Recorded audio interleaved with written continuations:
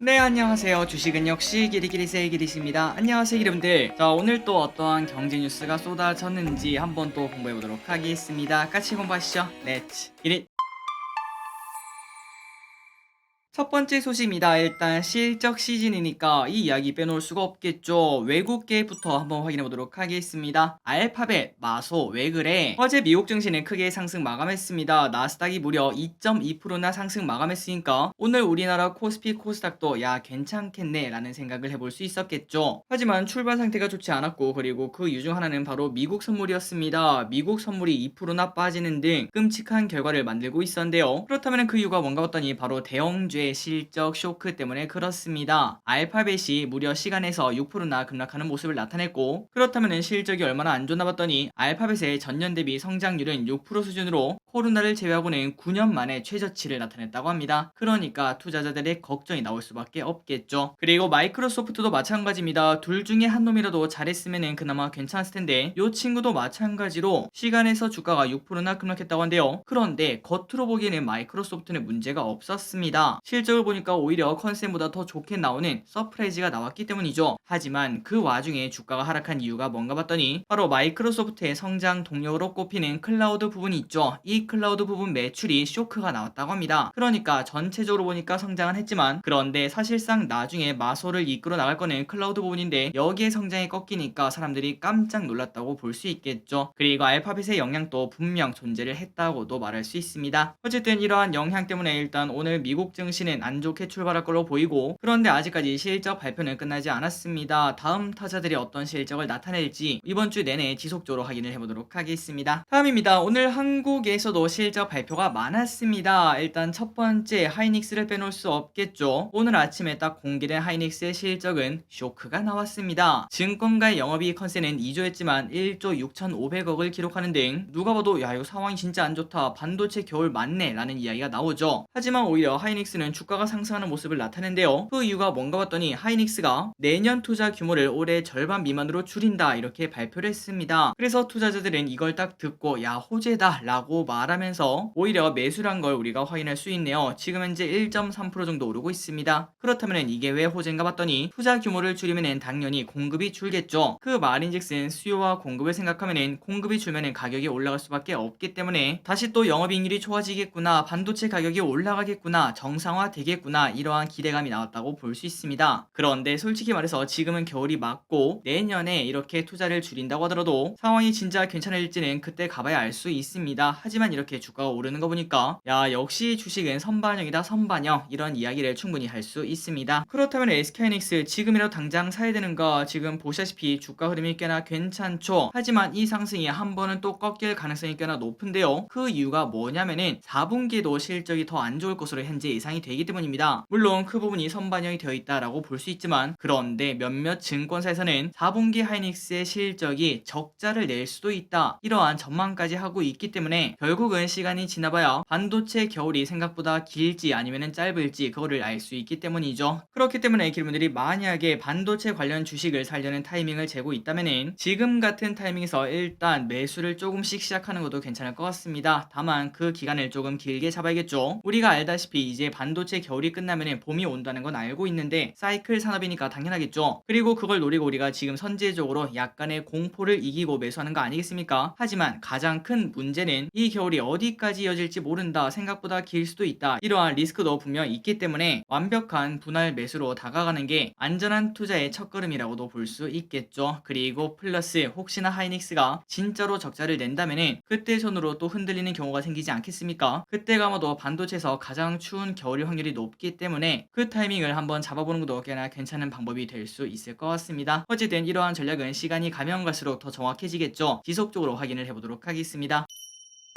다음으로 LG엔솔 실적을 보도록 하겠습니다. 역시 2차전지 3분기 매출이 7조 6,400억, 영업이익은 5,200억을 기록을 하면서 이는 작년 대비 90% 성장, 그리고 전 분기 대비 50%나 증가를 했다고 합니다. 진짜 미친 실적이죠. 그래서 LG엔솔 어느덧 50만원을 돌파했고 오늘 또 3%나 오르고 있고요. 그렇다면 이렇게 실적이 증가한 이유가 뭔가 봤더니 북미 및 유럽 고객향 전기차 배터리 출하량이 증가했기 때문이라고 합니다. 그리고 북미 전력망용 ESS 제품 공급이 본격 본격화되고 있다는 것도 이유 중 하나라고 한데요. 게다가 앞으로 북미 전기차 시장은 2030년까지 연평균 33%나 성장할 것으로 보이는데 그 시장을 계속 집중적으로 노리겠다 이렇게 LG엔솔이 또 밝혔습니다. 그래서 결국 LG엔솔 이렇게 주가가 오르는 거 보니까 결국은 연기금이 진짜 미친듯이 사던 게 이러한 흐름을 예상하고 샀겠구나라는 걸 우리가 분명 느낄 수 있을 것 같습니다. 과연 LG엔솔 어디까지 올라갈 수 있을지 관심 있게 봐야 될 것 같습니다. 다음입니다. 시진핑 리스크 끝났나? 오늘 중국과 항생이 급등하는 모습을 나타내고 있습니다. 이번 주 월화 실망스러운 모습을 보였지만 일단은 되돌리는 움직임을 나타내고 있는데요. 물론 계속적으로 여기에 대한 걱정 나올 수밖에 없습니다. 그런데 우리가 여기서 꼭 생각을 해야 되는 거는 유일한 악재가 바로 걱정이라는 게 포인트라고 볼 수 있겠죠. 그러니까 아직까지 실제로 나타나지 않은 그러한 미래에 대한 걱정 때문에 주가가 빠지는 거는 어떻게 보면은 이게 또 기회일 수도 있다라는 생각도 분명 해볼 수 있습니다. 그리고 JP모건에서도 똑같은 시각을 말했습니다. 지금 중국은 기회라고 밝혔는데 그렇다고 우리가 중국에 투자하는 소리는 아니겠죠. 미국에 상장된 중국 기업들도 포함이 된다고 볼 수 있습니다. 그렇다면 이렇게 중국을 보란 이유가 뭔가 봤더니 지금 현재 주가가 많이 빠지면서 중국 기업들이 버는 매출과 지금 주가의 괴리가 심하다고 합니다. 그러니까 주가는 강아지고 그 다음에 실적은 주인으로 빗대지 않겠습니까? 그리고 그 주인이 강아지를 데리고 산책을 나갔는데 가끔 강아지는 처 앞에 뛰어나가기도 하고 그때가 아마도 한 2년 전이라고 볼 수 있겠네요. 그리고 그렇게 강아지가 앞으로 뛰어나가면 언젠가는 목줄에 딱 걸리고 돌아오기 마련입니다. 그게 바로 지금 상황이고 오히려 중국은 강아지가 주인은 더 앞에 있지만 이제는 뒤로 가고 있는 그런 상황이라고 본다는 거겠죠. 그래서 이러한 괴리가 있다는 걸 확인할 수 있고 그리고 기업들의 펀더멘탈에 문제가 생긴 게 아니라 단순히 정치적 악재이기 때문에 우리의 걱정 때문에 이렇게 주가가 빠진 거기 때문에 오히려 기회가 될 수 있음을 한번 생각해보자 이러한 시각을 말한 걸 체크할 수 있습니다. 물론 그렇다고 우리가 중국에 투자하긴 정말 어렵습니다. 그래서 저기리스는 중국에 직접 투자하진 않고 ETF를 통해서 간접 투자를 하고 있는데 과연 이 JP모건의 말처럼 좋은 결과가 나올 수 있을지 계속적으로 지켜봐야겠네요. 하지만 우리 같은 주식 투자자들은 팔지 않으면 손해가 아니다 이런 말이 있듯이 조금 물리더라도 결국 시간이 지나면 좋아지겠지 이라는 희망을 가지고 버틸 수 있습니다. 하지만 홍콩 ELS 투자자들이 현재 떨고 있다고 합니다. 이게 뭔 소린지 한번 보도록 할게요. 최근 홍콩이 연일 급락하면서 왼쪽에 보시다시피 쭉쭉쭉 떨어지고 있죠. 최근 1년간 거의 지수가 반토막이 나버렸습니다. 그러다 보니 ELS 투자자들이 불안에 잠을 못 잔다고 하는데요. 참고로 홍콩 H지수를 자산으로 하는 ELS 발행 규모는 10조 3천억 수준으로 엄청난 금액이 몰려있다고 합니다. 참고로 ELS가 뭘까요? 일단 ELS는 수익률을 확정시켜서 판매하는 상품이라고 볼 수 있습니다. 그러면 이거는 어떤 사람이 투자할까요? 물론 개인마다 다르겠지만 보통은 예금 금리는 조금 아쉽고 물론 지금은 예금 금리가 높기 때문에 이러한 ELS 인기가 당연히 떨어진다고 볼 수 있지만 그런데 예전에 딱 1년 전만 하더라도 예금 금리가 2에서 3%면 진짜 많은 거였죠. 그런 상황에서 여기에 투자하면 5%의 수익률을 줍니다. 이렇게 확정시켜서 파는 ELS는 충분히 매력적이었다고 볼 수 있습니다. 그런데 높은 수익률을 챙기려면 주식을 투자하는 게 더 좋지 않을까요? 라고 생각을 해볼 수 있겠죠. 하지만 또 그 가운데 주식 투자는 또 무섭다 라고 생각하시는 분들이 대안으로 선택하는 상품이 바로 ELS라고 볼 수 있습니다. 그러니까 원금 보장이 되는 예금보다는 수익률을 많이 주고 그 대신에 약간의 리스크가 있는 그런 상품이 ELS라고 볼 수 있겠죠. 그런데 이 친구의 단점은 당연히 있습니다. 기초자산이 크게 떨어지면 낙인이라는 게 발생하게 되거든요. 그렇게 된다면 당연히 손실이 급격하게 늘어날 수밖에 없습니다. 원금 보장이 안 된다는 거겠죠. 물론 1년 전에는 다들 몰랐을 겁니다. 항생 H가 9,400에서 5,000까지 떨어질지는 아무도 몰랐겠죠. 그렇기 때문에 작년에 여기에 투자한 사람들은 거의 대부분 H지수 5,000에서 6,000 사이를 낙인 구간으로 보고 있는데 이미 위험한 수준인 걸 우리가 체크할 수 있습니다. 지금 가격이 5,250이기 때문이죠. 물론 아직까지 큰 걱정할 필요는 없습니다. 원금 손실 구간에 진입을 했다고 반드시 손실을 보는 건 아니기 때문이죠. 이게 뭔 소린가 봤더니 바로 ELS의 경우에는 만기 시점의 주가가 중요하기 때문입니다. 그러니까 지금부터 주가가 이렇게 V자로 쭉 올라간다면은 지금 이렇게 걱정이 나오지만 야 그나마 다행이다 이런 얘기가 나올 수 있다는 거겠죠. 자 그렇다면 홍콩 지수 앞으로는 어떻게 될까 그 부분을 한번 전문가들의 시각을 봤더니 물론 이러한 지수를 정확하게 맞출 수 있는 사람은 없을 것 같습니다. 그런데 상반기 홍콩 증시가 이미 PBR 한 배를 하회를 했기 때문에 말 그대로 지금 빠질 만큼 빠졌다 더 이상 빠지긴 어렵다 이러한 시각은 충분히 가져볼 수 있다고 합니다. 그러니까 시간을 가지면은 내년 상반기에는 주가가 어느 정도는 회복을 할 수 있다는 소리겠죠. 과연 앞으로 홍콩 증시는 또 어떻게 흘러갈지 그리고 만약에 또 증시가 계속 빠진다면은 여기에 관련해서 뭐 연쇄적으로 뭐가 터진다 이런 얘기가 또 나올 수도 있겠죠. 최근 레고랜드처럼 그런 이야기가 또 나올 수도 있습니다. 그래서 그런 부분이 또 발생을 하는지 관심 있게 보면서 항생의 흐름을 잘 봐야 될 것 같습니다.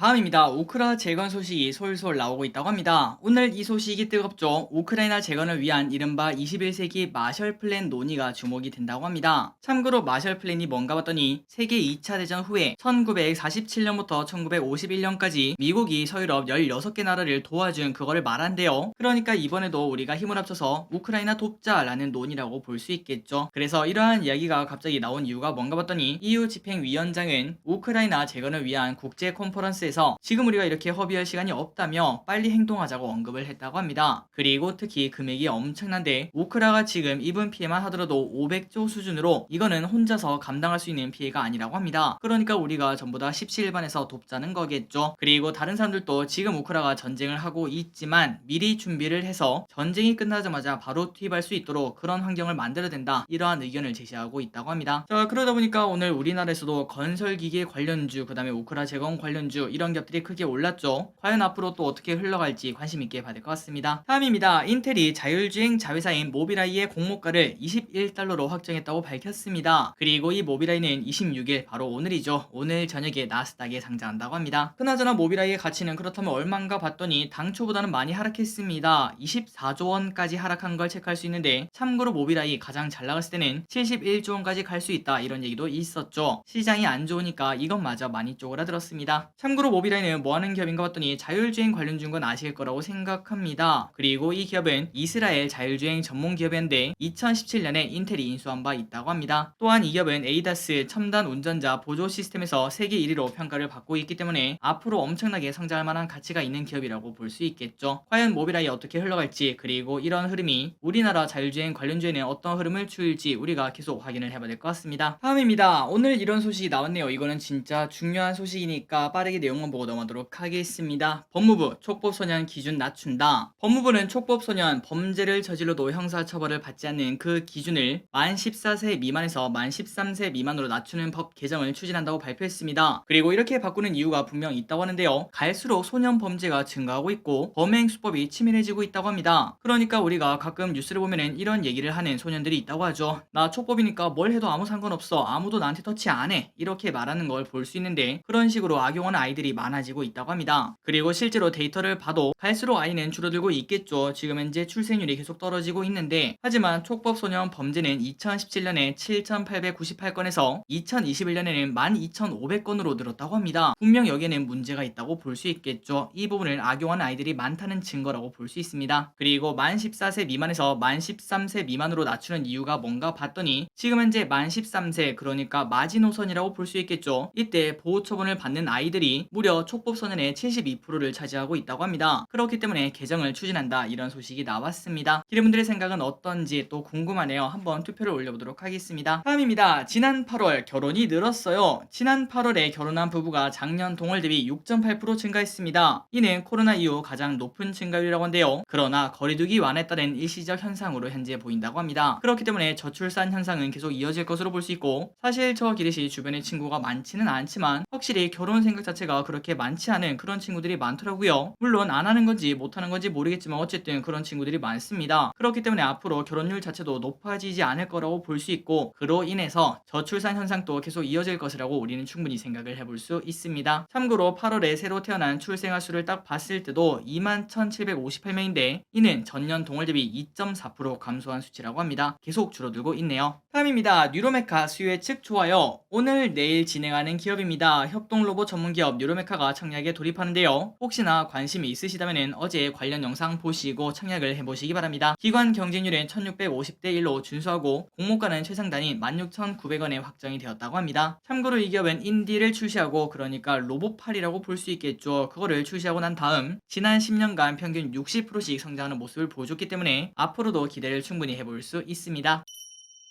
다음입니다. 혹시 여러분들 요즘 KTNG의 주가 알고 계신가요? 아마 차트를 보시면 깜짝 놀랄 거예요. 이 어려운 증시에 혼자 신고가를 내면서 쭉쭉 올라가고 있습니다. 그나저나 오늘 주가 상승이 조금 가파른데 그 이유가 뭔가 하고 봤더니 싱가포르 사모펀드에서 인삼공사를 분리, 이거를 포함한 5가지를 제안했다고 합니다. 그래서 만약 이러한 부분을 잘 반영하고 세계 5대 담배회사에 걸맞는 가치를 인정받는다면 주가는 향후 2배에서 5배까지 갈 것으로 예측한다, 이렇게 밝혔다고 합니다. 그래서 KTNG는 잘 검토해보겠다, 이렇게 이렇게 언급을 했기 때문에 여기에 대한 기대감이 조금 반영된다고 볼 수 있겠죠. 오늘 3%나 상승하는 모습 나타내고 있습니다. 그리고 참고로 사모펀드 입장을 조금 봤는데 만약에 인삼공사가 분리돼서 상장한다면은 상장 시 실적을 고려하면은 4조 원의 가치를 인정받을 수 있다고 하더라고요. 그리고 그 이후에는 독립 경영을 실시해서 현재 수출 비중이 20%가 채 안 되는데 이 부분을 늘린다면은 수년 내 4배 이상 성장할 것이라고도 말을 했다고 합니다. 어쨌든 이런 증시에서 신고가를 내고 있는 KTNG를 보니까 역시 영원한 건 없구나. 그동안 쭈구리였던 KTNG가 이런 장에서는 또 올라가는 모습을 나타내는구나. 이런 생각을 해볼 수 있습니다. 다음입니다. 요즘 등유 가격이 미쳤다고 합니다. 사실 우리는 등유를 사용하지 않기 때문에 아예 관심이 없지만 캠핑족들이 등유를 구하는데 어려움을 겪고 있다고 합니다. 그렇다면 그 이유가 뭔가 봤더니 등유를 캠핑용으로 사용하려면 크게는 필요 없지 않겠습니까? 그래서 몇 리터만 사야 되는데 그 정도는 팔지 않는 곳도 많고 그리고 지금 등유가 너무 비싸다고 하네요. 최근 휘발유는 1,700원, 그 다음에 경유는 1,850원 이 정도의 가격을 나타내는 주소가 많은데 그런데 등유가 최근 1,700원을 넘기는 등 휘발유 가격을 역전하는 모습을 나타내고 있다고 합니다. 아마도 등유를 사용하시는 분들이나 캠핑을 다니시는 분들은 알고 계실 것 같습니다. 마지막 소식입니다. 올해 공매도가 날뛰고 있다는 소식. 지수가 안 좋다 보니까 공매도 세력들은 사실상 지금 증시가 물반 고기반에서 낚시를 하는 그런 느낌을 받을 것 같습니다. 그러다 보니 공매도 거래 대금이 빠르게 증가하고 있다고 한데요. 한국거래소에 따르면 올해 코스피 공매도 거래 대금은 92조에 육박, 그리고 코스닥은 27.5조라고 하니까 합치면 무려 120조나 공매도를 때리고 있다고 합니다. 그리고 이는 전년 대비 23% 증가한 수준이며 그만큼 공매도가 날뛰는 장이라고 볼 수 있겠죠. 그렇게 주가 하락은 더 거센 흐름을 나타내고 있고 물론 나중에야 쇼커버가 들어오면서 증시가 또 올라갈 수 있겠지 이러한 기대감은 가질 수 있겠지만 지금 당장 힘든데 그게 도대체 무슨 소용이냐 이렇게 말씀하시는 분들도 많으실 것 같습니다. 자, 그나저나 기분들이 이 부분은 참고하시면 좋을 것 같습니다. 공매도 금액이 점차 감소할 수 있다 이러한 전망도 있다고 하는데요. 과거에도 항상 10월 말부터는 공매도 잔고가 감소하는 성향을 보였다고 합니다. 그 이유는 연말을 앞두고 포지션을 청산하는 그런 물량도 있다고 볼 수 있겠죠. 그리고 플러스 만약에 올해 넘어서 내년까지 공매도를 친다면은 배당금에 관련된 그러한 부담을 공매도 세력이 가질 수밖에 없기 때문에 그 전에 쇼커버링이 나올 수 있는 확률이 높다고 합니다. 그렇다면 공매도가 많은 기업들이 또 빠르게 반등할 수 있는 그런 기회가 될 수 있겠죠. 이런 부분에 대해서도 한번 다음에 또 공부를 해보도록 하겠습니다. 자, 오늘의 공부 여기까지 끝났습니다. 항상 이렇게 같이 공부해서 진심으로 감사합니다. 지금까지 기리셨습니다. 빠이요.